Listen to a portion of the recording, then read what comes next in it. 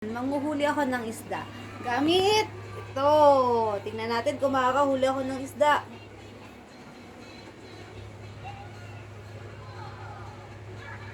Busy yung hinuhuli kong isda.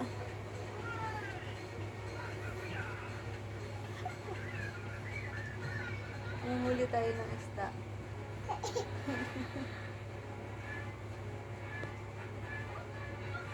Ano siya sa palabas eh. Nadi-distraction. Manguhuli tayo ng isda. Yan. So, manguhuli tayo ng isda.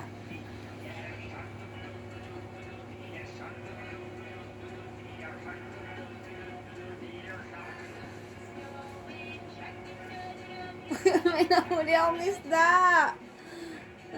Laki. Manguhuli tayo isda. Bakit ang mahilig sa pasipayin? Pangatuloy ng tit.